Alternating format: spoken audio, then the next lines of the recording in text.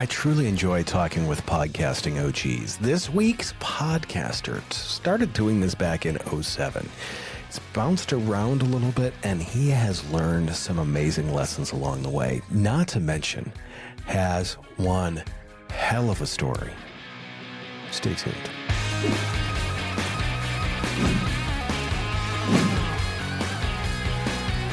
Tracy, thanks for coming on. You went from personal hardship to lead corporate marketing teams. Mm-hmm. First off, that's a hell of a story, and I'll let you get into that. But really what I want to get, you said people how'd you do that?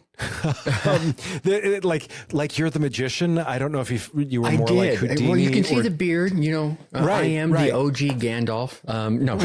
Right. And then the lights behind you and everything like that. Exactly. Ah, there we go. If you could briefly just give us a little bit of the background on hey, this is what this stemmed from and why and how I got into podcasting.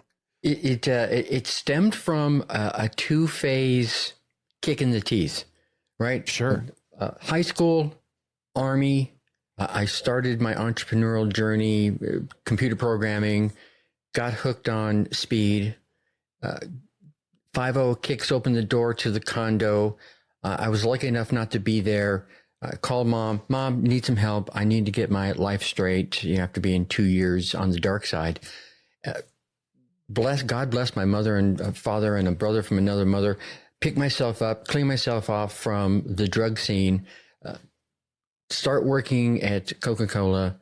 Second daughter's born, needs a liver and small bowel transplant. So she only lives 18 months. And I'm really condensing this for you. And, had to make the decision of, do we leave her on life support? Do we not leave her on life support when she got, towards the end of things? Made that tough decision, wrap her up in grandma's blanket that grandma crocheted for her and rocked her to sleep one time. I was afraid that I was going to fall back into the previous dark side of things because, something like that can make or break someone. And so I threw myself into personal development. And this is about the same time frame that, Tony Robbins and Zig Ziglar and Jim Rohn and all the big names that we know in history were doing those big stadium tours. And I was going to all of them, and I started enacting the things that was being taught. I still have many of the books and tapes and CDs and VHS tapes. I just dated myself over here on my bookshelf. Exactly. And so I started seeing this meteoric rise at Coca-Cola. I got like 5 promotions in 3 years, which was kind of unheard of. And so people were like, who do you know? And I jest, of course, had a little tongue in cheek, but it was a lot of, what are you doing? How's this happening? Yeah. And I started sharing what I found valuable out of that content that I was just throwing myself into. And so that, raised the first hand, can you teach me? And that raised a few other hands. Can you teach us as well? And I started doing some coaching off on the side and some group coaching off on the side. And I started this little thing called a podcast back in 2007 on a platform. It was Blog Talk Radio. Just a few weeks ago. Yeah, right. I don't know, a couple of months, whatever. And I enjoyed being able to help others lift themselves up physically, emotionally, financially, whatever it would be. And about 2012, I started my first, I'm going to call it a real podcast, Your Success DNA.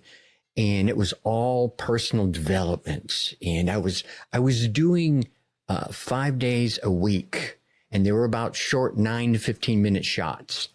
And back then, paywalls were a little more complicated to make them work, especially with podcasts. So Monday, I would hop on and deliver some value, and then say, oh, by the way, Tuesday, Wednesday, Thursday, Friday, here are the things we're going to talk about, right? And so, but they had to go behind the paywall to get those, and it was like $9 a month. So I wasn't going to get rich off of it, but it was paying the bills, and it was helping some folks. And that was the start of things. So that's a long-winded answer to your question.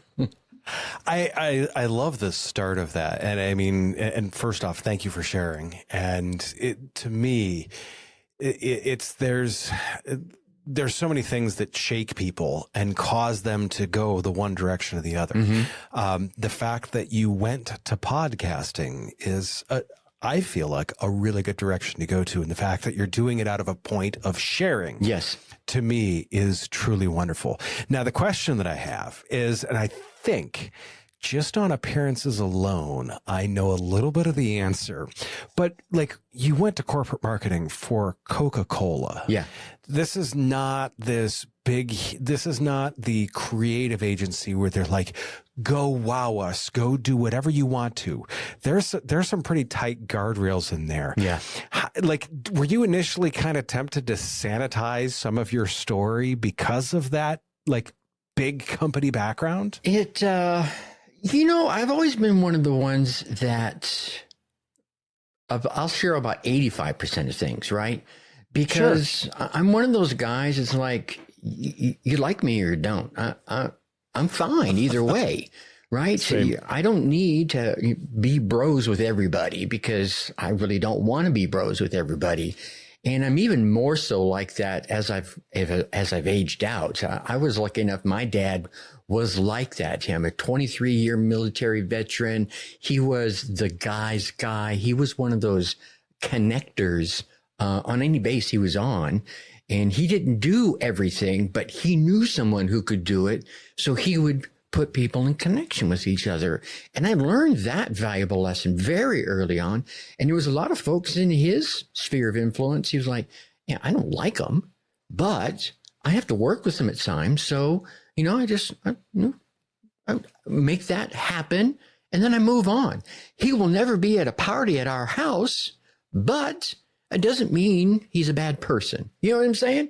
So, I also find that when you share honestly, and as much honesty as you're either able to, given the platform or the audience, or that you feel comfortable, you draw aligned people to you and you repel those that are not aligned, which, generally speaking, if they're not aligned with who you are from a value perspective or a life experience perspective, they'll be very difficult customers and they will just drain everything right out of you. Not financially, but from an energy perspective. You with me? I'm seeing a yes on your face. Yeah, we have all had those. And it's funny, I joke about it, is some of the best feelings in the world are firing bad customers. It truly is. There's another one. For one of his podcasts, I've talked about this a few times. Scott Galloway, he tells a ridiculously offensive joke typically at the beginning of his podcast. And I talk about this, and there's many people that are horrified by it. And I'm like, he has told you right up front who his audience is. If you like that joke, hang on for the ride. This is going to be fun. If you don't like this joke, you are probably not going to like the rest of the show at all. So it's truly about finding the people. With that, you've got multiple shows. You're helping people you're helping businesses, small businesses especially, automate like the workflows that they're using AI. Like, as you've scaled your platform, how did you structure your podcast and some of the AI systems to make sure that you're solving problems and that you are not getting buried underneath the work of the podcast? Because I always like to tell people, it's one of the reasons why I think so many podcasts die early is because people it's talking. And when they realize that there is a ton of work that goes on top of that, they're like, I'm out. So yeah, what have you done to prevent yourself from getting buried by all of the stuff? I'm looking in two ways. One, I like the talking part, and I'm very curious by nature. So learning about something so that I can talk about it really feeds me in multiple ways. But from the structure standpoint that you mentioned, I've gone through a few metamorphoses. And when I started the latest podcast, the Dark Horse Entrepreneur, I started in 2020. So I had a little bit of a leg up because it was my second show, but I still went to a coach and said, hey, what's going on now in the podcast sphere? And plus, with all the craziness that happened that particular year, and a few months into the following year, a lot of folks moved to listening to podcasts, so that helped. But I started with entrepreneurs, which anybody with their worth their salt as a podcast coach will say, never do that. No. I currently, as I coach folks in the same way, I say, don't do that. But I did it. But I did it intentionally because I had a number of folks in my network that I knew I was going to bring on. And I wanted to see where the show would go, where the audience wanted the show to go. So I started listening to the audience and paying attention to which ones they were, going all in. They were consuming higher percentages worth, the whole 9 yards. So I started leaning into that, which led me to online entrepreneurs, still super big audience. And still, I started going with the flow. And as I started engaging with some of the audience members, like on Facebook and what have you, I started finding that the majority of the folks I was talking to were parents. Okay, so I'm getting ready to narrow down to parents, and about the same time, AI hits the marketplace. November 2023, and I waited a few months. I didn't want to dive right in. This could be a fad, haha. He says, hindsight being 2020. And then I started saying, well, now I could use AI, and the fact that my parents that are listening to this show have compressed amounts of time. They don't have 8, 12, 14 Sure. hours that they can dedicate to sit down and grind out a side hustle or a micro business. Let's use some AI powered tactics, research, engagement, all these different things that you were talking about before we hit record, and feed it to them in the same time frame that they would be using. So I started cutting the shows down to 15 to 40 minutes, right? So I know you don't have a lot of time, and I'm going to respect that by modifying the show and give you tactics, start with a story, give you the machine, and then give you a call to action with a summary. And then boom, there you go. There it is for 20 minutes. If you want more, we can go on a different platform, like YouTube, where we'll do a longer version, whole 9 yards. And I started seeing, I won't say meteoric rise, but I started seeing the numbers reflect additional engagement. And I'm like, okay, I'm in the zone. The downside of that is finding someone to come on and be a guest became really difficult because I was serving such a specific market. And I was listening to one of your other shows. We all get pitched 100 times. Yep. Oh, I was just listening to the show, and I think I'd be a great guest. I was a U.S. Army soldier, and I did this, and having nothing to do with the show is what majority of those pitches are. Could I make a show that would give benefit to my audience? Yeah, but that's not what I'm here for.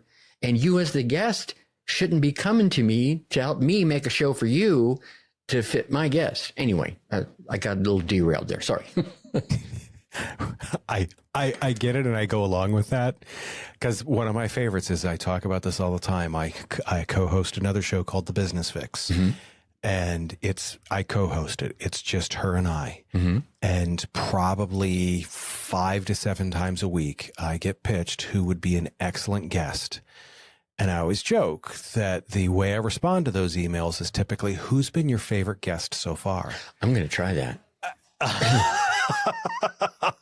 It's my favorite thing. It's my favorite thing to do. To type that out to people, because it's, once again, it's that, hey, you didn't, like when they say we've been watching the show, and I'm like, no, you haven't. No, you haven't. And you start seeing some of the trends. I know we're getting off on a tangent here. No, we're good. There are like 2 or 3 different types of pitches you're going to get. Yep. Because to me, I haven't seen it. I think someone's teaching someone to do that.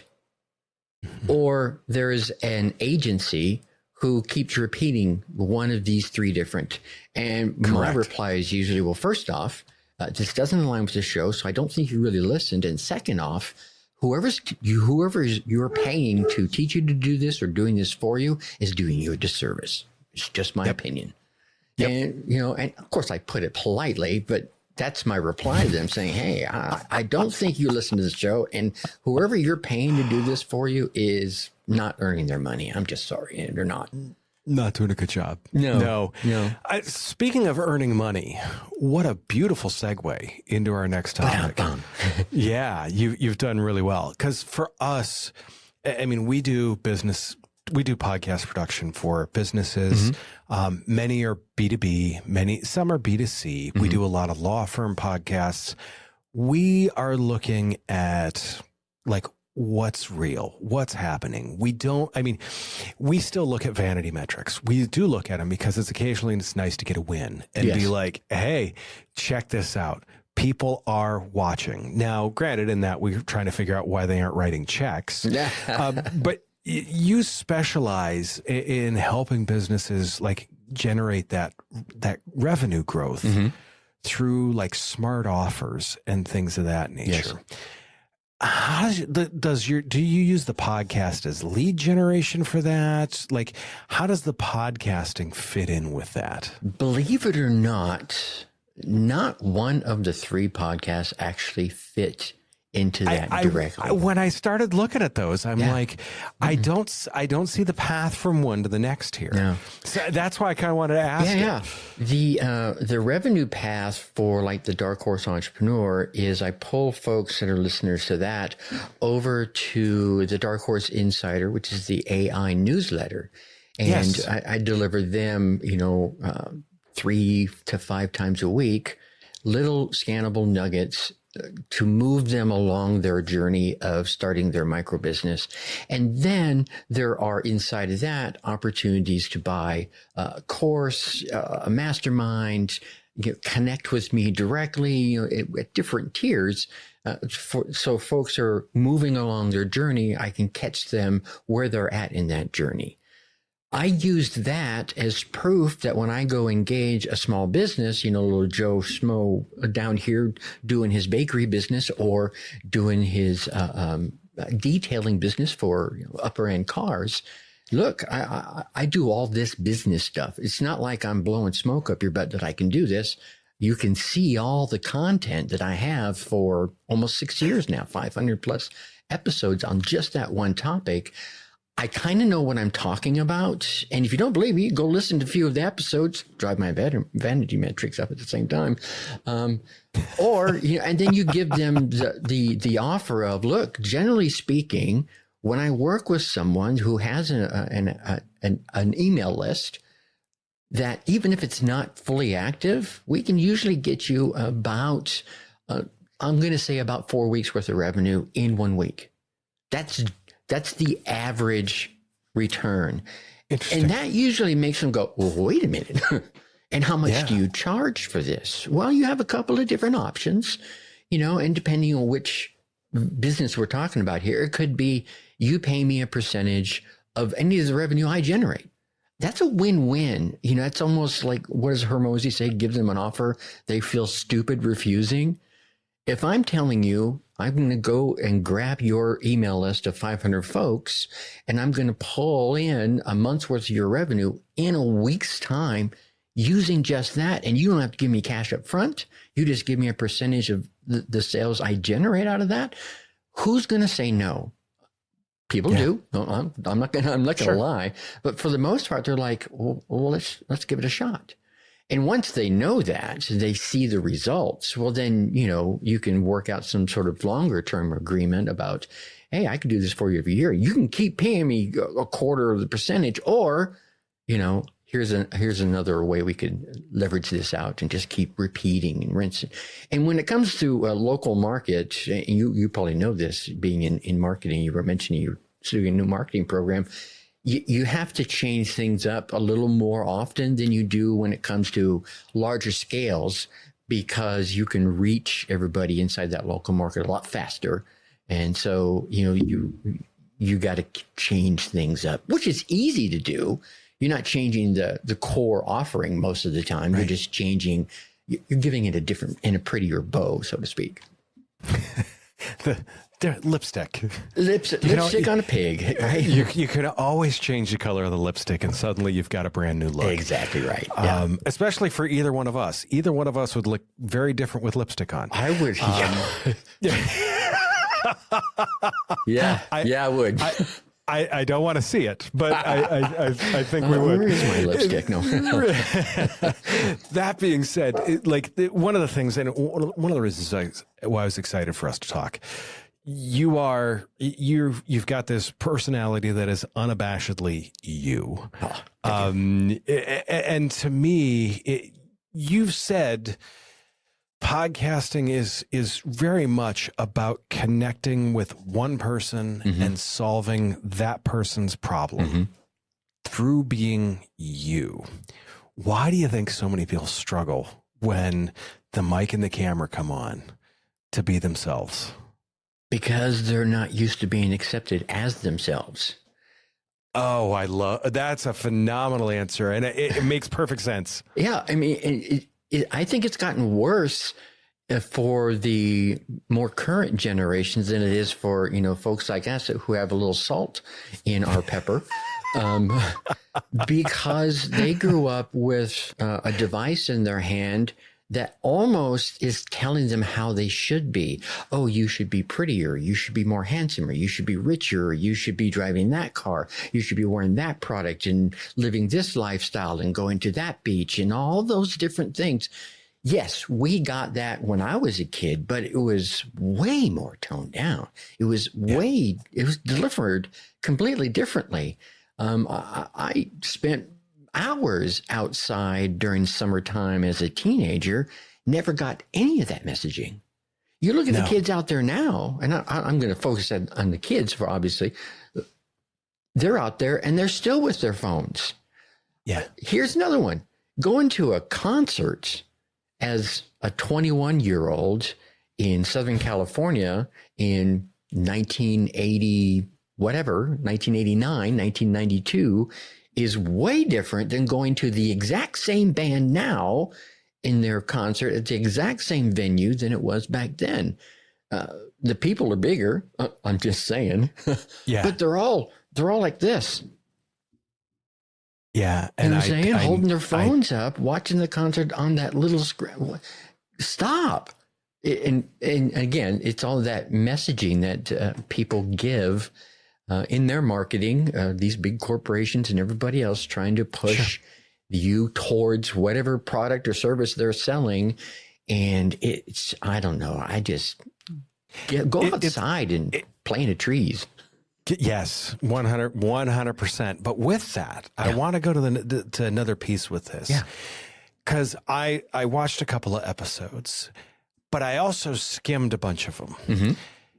I know for a fact, you show up pretty much the same every single time. There's a lot of days where I come into the studio and I truly love getting on the microphone. But there are some days where damn it, I don't feel like this. What do you do on those days? You know what? On those days, I don't show up because here's what I do. And I'm just being honest. When I do show up, I record extra. For example, if generally speaking, I do my recording for all three podcasts on Sunday. And Sunday morning takes up most of the morning. 3 shows. Hello. Sure. I'll record the full episode. I'll record what I'm going to call a YouTube teaser. That is, 2 to 3 minutes long, which is kind of the Reader's Digest, the Cliff Notes, right, of the episode. And that's the one you really want to put the ad spend behind to push people towards you. And that way all those micro nugget folks who are not going to listen to 18 minutes off the jump, they're going to go, whoa, wait a minute. Those couple of nuggets he shared right there, I actually got some real value out of that. What else does he got? He can just click right there. The link will be right there, and they'll go check out the full episode, whatever platform they prefer, right? And then I'm going to also record, right now it's 12. This week it might start being 13. purposeful YouTube shorts or shorts scripts, 90 to 120 seconds long. And each one of them goes after a trigger that is geared towards my audience. So my personal development audience, I got 12 triggers I'm going to be hitting. My entrepreneurial parents, they got 12 triggers. Quite a few of them, about 7 of them are the same, but there are 4 or 5 that are different. And then my conspiratorial theory audiences or pattern recognition audiences have different triggers, right? Again, there's a few of them that are the same, and I record those. So I have lots of content that I can just push for when I'm not feeling ready. Does that make sense?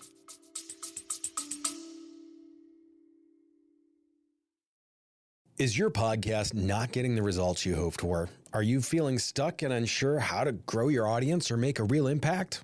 We get it.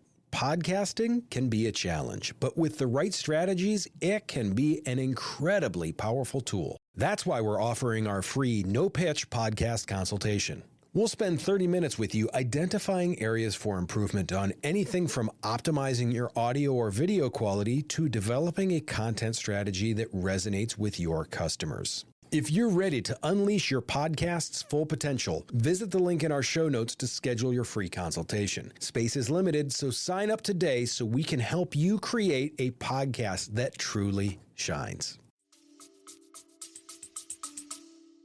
Oh, no, 100%. It truly does. Because, and I mean, we've all been there too, where in many cases we're like, oh, crap, I got to release something this week and I don't have anything recorded yet. Yeah.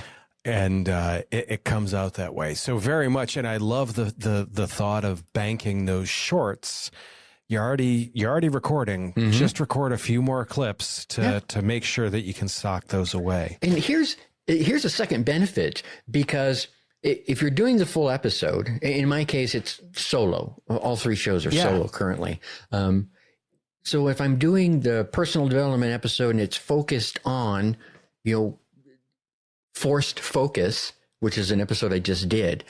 Well, when you're you're now in forced focus mode. You've been talking about forced focus for about 20 minutes, and you jump over and you do your little short script for the YouTube, and you're still in that same mode. And then you do the 12, 13 short clips. It's all on that same topic. So you're kind of in that forced focus mode, whatever the topic is, you're in that mode for all the way across them. So you almost have this nice continuity that someone hears your short script and they're like, totally vibing with it. And I connect to my shorts so they can just click down at the bottom and go straight over to the next the next longer version.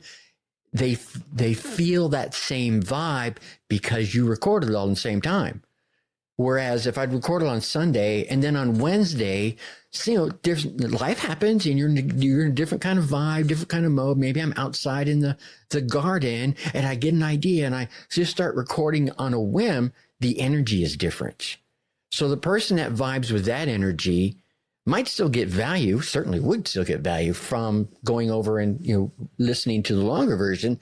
But the energy is going to be different, and they're going to feel that disconnect if they go straight across. Does that make sense? No, it definitely does. And it's funny. I encourage people, for us, we call it the batch record. Mm-hmm. Record a couple of things at the same time. That way and if for no other reason, you're either in the studio, you're in that groove, you're in that mode. Yeah. It's always, I always tell people it's difficult to go from my motorcycle to my car to a semi. If I'm in a semi, I can drive the semi all day long, or I can ride the motorcycle all day long. Mm-hmm. I do not want to drive all 3 all day long. It's just not a good time. That being said, and as deep as you are into AI things, this has become my favorite question. Okay. Because of course, every single one of us has a crystal ball or a magic 8 ball or something that tells us exactly what's going to happen in the future. Because we all know that. And that's why we keep playing the lottery and winning.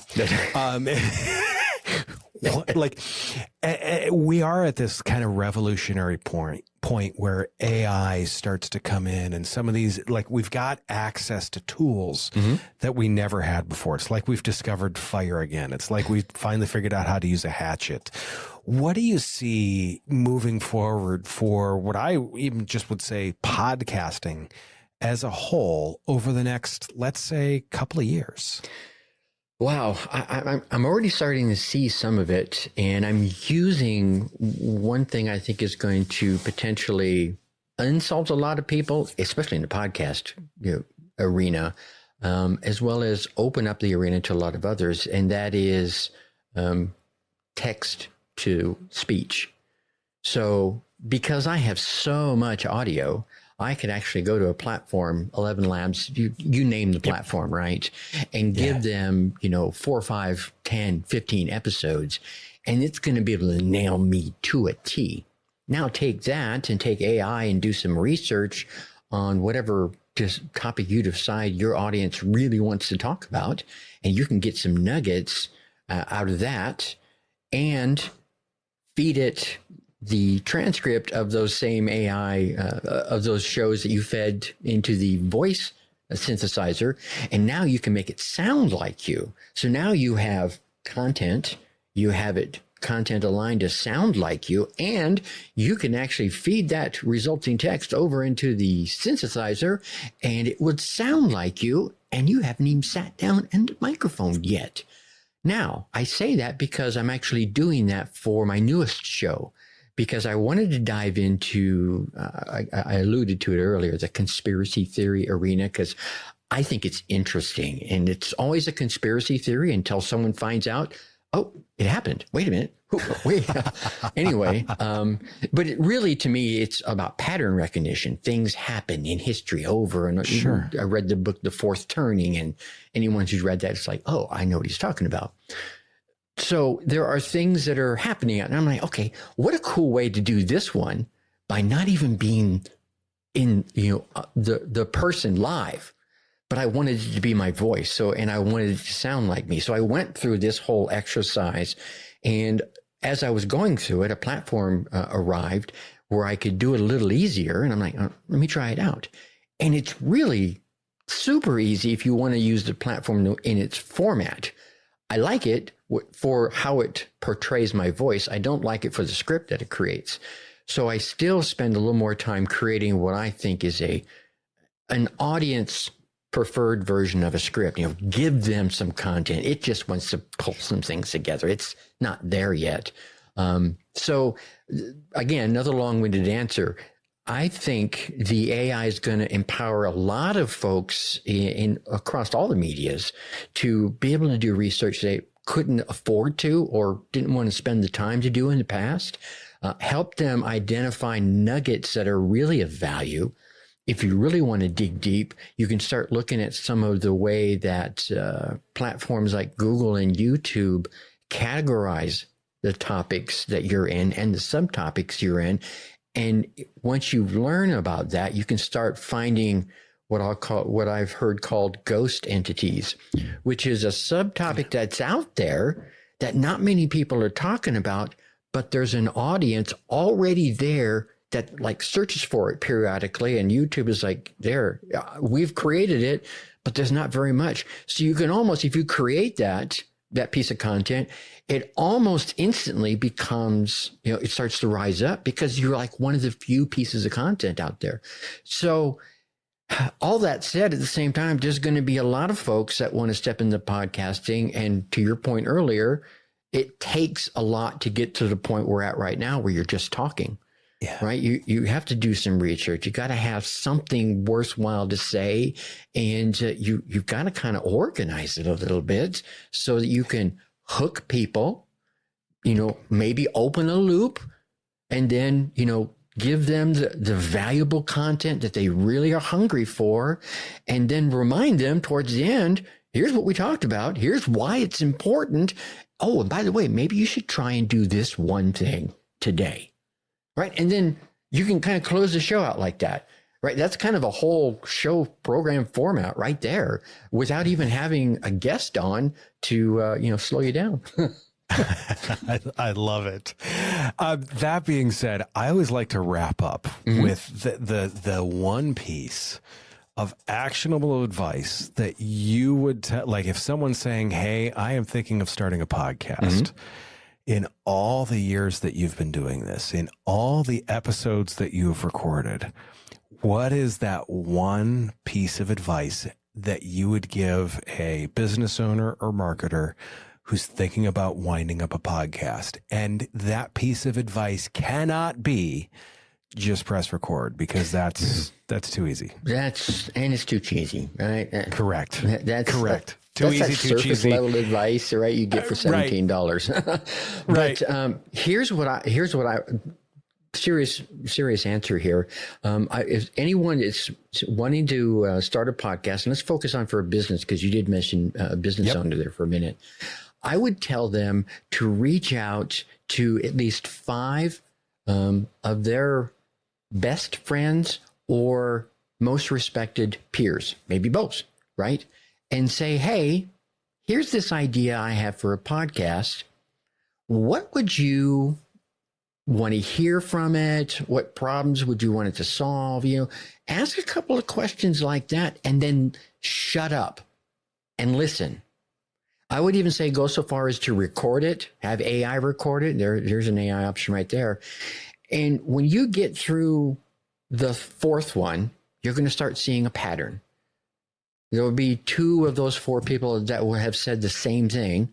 If I was going to listen to a show like that, it needs to tell me this, right? And then by the time you get to the 6th or 7th one, you're going to start hearing some problems they would want. That would be the reason they would go to a show like that, or incentives as to why they would go to a show like that. By the time you get to the 10th one, you're probably going to be in a completely different spot than when you started. You could have said, hey, I'm going to start, I'll use myself, I'm going to start a podcast about entrepreneurs.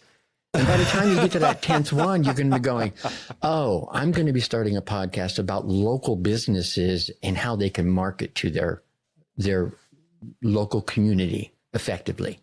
Completely different shows. And it doesn't say that your first idea was bad. It's just saying, yeah, that's not what I want to hear. Okay, here's what I want to hear. And by the time you have that 10th conversation, it's either that or you'll completely prove your idea all the way through. Although I've never had anyone has followed that advice, get to the 10th conversation and go, see, I told you it was perfect. No, it's just, we all think we know it perfectly, but by the time we talk to our potential audience, they say, yeah, that would be good, but have you thought about this? So it's funny, and that is tremendous advice. The Business Fix, the other podcast that I mentioned that I co-host, we started out saying we are going to talk to small business owners. And currently we are talking to, like, a large part of our audience is mid-level managers in large, small, or medium-sized businesses. And once again, we started talking about small business leadership, and we realized it was a much different audience that actually needed to hear it, and that was actually listening. Nice. And we're like, oh, it's these. Like we're talking to these people, and then we're like, oh, it's the people 10 degrees to the right. Those were the ones that we were talking to. Yeah. And the podcast that we produce, in so many cases, when we're working with them and we're coaching them, it ends up being that way. They start here, and you hit the head of the nail, because 4 or 5 episodes, they're like, oh, it seems like I'm over here. Yeah. And in a lot of cases, I think it also speaks to your candor and honesty. That's because true. We all have one idea of where we think we're going to go, but our own personality may take us a little bit different direction. 100%. And we're probably better for it. Yeah. That is the. I've always found that to be very true. I mean, and once again, you have very much lived that, because you are very you, and I mean that as a compliment. Well, thank you. I appreciate that. That being said, Where the hell can people find you? The easiest place to find me is darkhorseentrepreneur.com. Across the top, you'll see all the logos for all the social medias. Or if they want to check out the other podcasts, that's yoursuccessdna.com and someunapprovedthinking.com. Again, all out there. All the socials will be at the top. You can reach out to me. Love it. Tracy, thank you for the time. I truly appreciate the conversation. For everyone else, like, there's nuggets here. He gave a lot of nuggets. I'm going to summarize these and I will be right back. Stay tuned.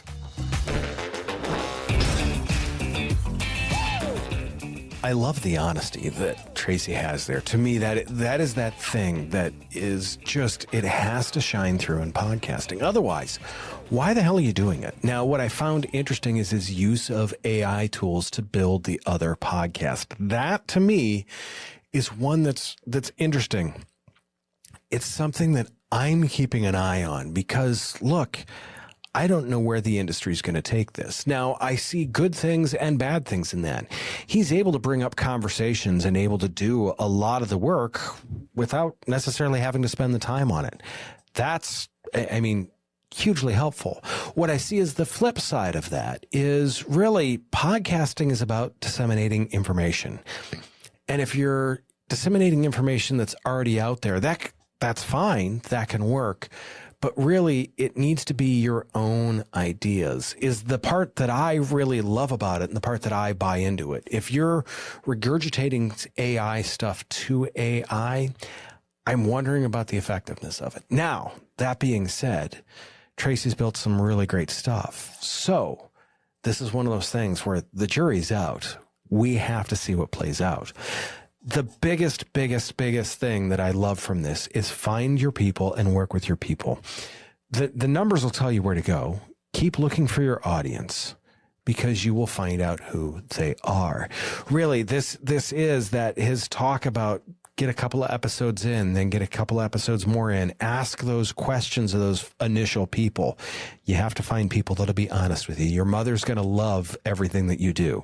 So maybe don't include her in that group or just include her if you need that moral support. But really, find a group of people, a small group, 4 or 5 people that you can ask that will say, hey, you're annoying. Hey, your topics suck. Hey, I would much rather hear about this than that.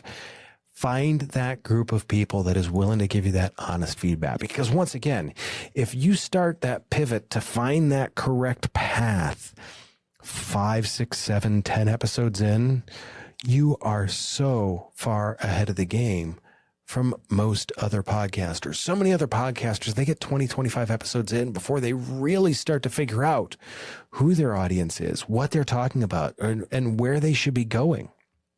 It's one of those things that you need to start, like, get that direct feedback. And if you can't get it from your audience, get it from people that are like your audience that are willing to put the time in for you. The other one where he says, give them the offer that they would feel stupid refusing. Find a way to do that in your podcast. Find a way to make it like, hey, look, there's so much good material here that you're going to miss out if you don't listen. How could you not listen to this? You're going to gain great information from it. Those are my big takeaways from this week's podcast. The authenticity one is one that almost every episode I've been talking about. And that, to me, is what makes podcasting great. That being said, do me a favor, take care of yourself. If you can, take care of someone else too. I will see you very, very soon.